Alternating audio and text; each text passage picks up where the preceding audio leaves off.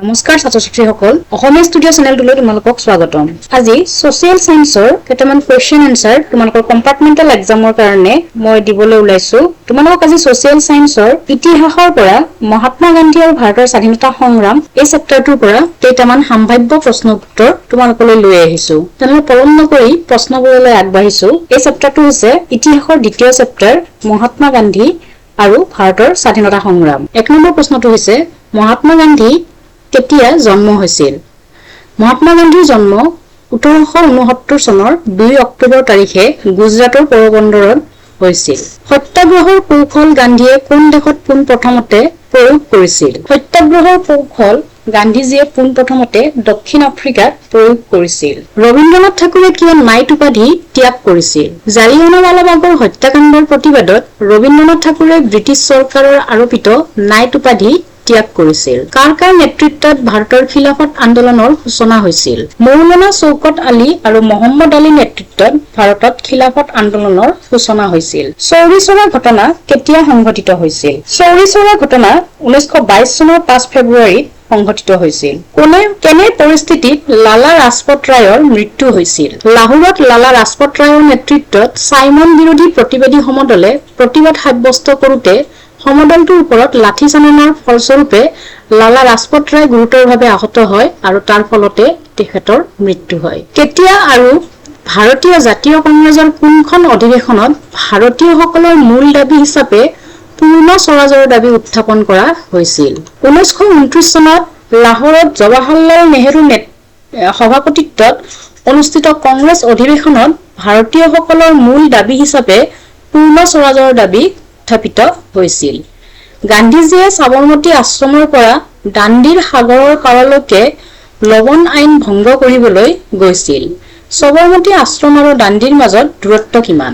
গান্ধীজীয়ে সবৰমতী আশ্ৰমৰ পৰা দাণ্ডিৰ সাগৰৰ পাৰলৈ লবণ আইন ভংগ কৰিবলৈ গৈছিল। সবৰমতী আশ্ৰমৰ আৰু দাণ্ডিৰ মাজত দূৰত্ব আছিল 385 কিলোমিটাৰ। সীমান্তত গান্ধী নামেৰে কাক জনা যায়? সীমান্ত গান্ধী নামেৰে খান আব্দুল গফুৰ খানক জনা যায়। লণ্ডনত অনুষ্ঠিত হাউৱেক দ্বিতীয় ঘূৰণীয়া মেজমেল কোনে কংগ্ৰেছৰ এককভাৱে প্ৰতিনিধিত্ব কৰিছিল?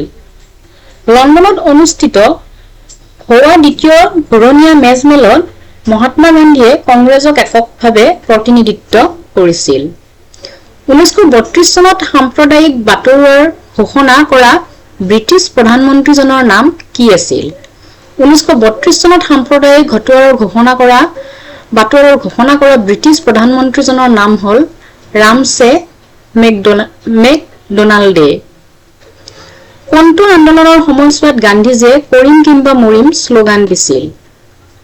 ভাৰত ত্যাগ আন্দোলনৰ সময়ছোৱাত গান্ধীজীয়ে কৰিম কিম্বা মৰিম শ্লোগান দিছিল। আজাদ হিন্দ ফৌজৰ প্ৰতিষ্ঠাতা কোন? আজাদ হিন্দ ফৌজৰ প্ৰতিষ্ঠাতা হ'ল কেপ্টেইন সোহন সিং।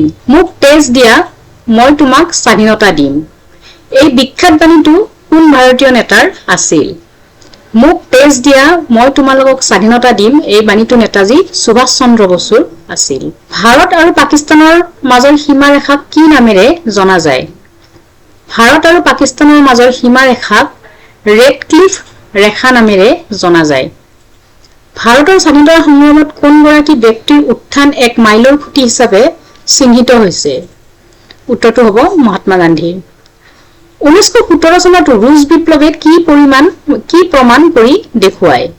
সাধাৰণ জনতাৰ মাজত অসীম বল আৰু শক্তি লুকাই থাকে এইটোৱে 1817 চনৰ ৰুছ বিপ্লৱে প্ৰমাণ কৰি দেখুৱাইছিল। নাটাল ইণ্ডিয়ান কংগ্ৰেছ নামৰ ৰাজনৈতিক সংগঠনটো কোনে কেতিয়া আৰম্ভ কৰিছিল?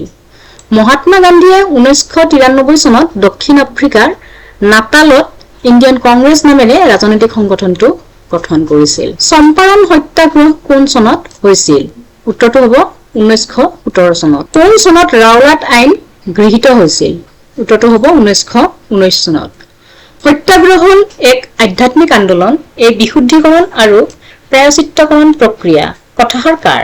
উত্তৰটো হ'ব মহাত্মা গান্ধী। কোন চনত জালিয়ানৱালাবাগৰ হত্যাকাণ্ড সংঘটিত হৈছিল? উত্তৰটো হ'ব 1919 চনত। কিমান চনত অমৃতসৰৰ জালিয়ানৱালাবাগত এখন গণসভা অনুষ্ঠিত হৈছিল? উত্তৰটো হ'ব 1919 চনৰ 13 এপ্ৰিলত। কোন চনত অসহযোগ আন্দোলন অন্ত পৰে? 1922 চনৰ 12 ফেব্ৰুৱাৰী। আইন অমান্য আন্দোলনৰ অন্যতম প্ৰধান কাৰণ কি আছিল? ব্ৰিটিছৰ দ্বাৰা চাইমন কমিছন গঠন কৰাটোৱে আছিল আইন অমান্য আন্দোলনৰ অন্যতম প্ৰধান কাৰণ। ছাত্ৰ-ছাত্ৰীসকল, মহাত্মা গান্ধীৰ ভাৰতৰ স্বাধীনতা সংগ্ৰাম চেপ্টাৰটোৰ পৰা তোমালোকলৈ এইকেইটা প্ৰশ্ন উত্তৰ আগবঢ়ালো। এইকেইটা তোমালোকৰ কম্পাৰ্টমেণ্টেল পৰীক্ষাৰ বাবে নিশ্চয় সহায়ক হ'ব।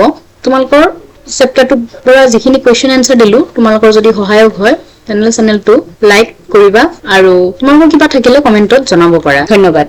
জয় আই অসম।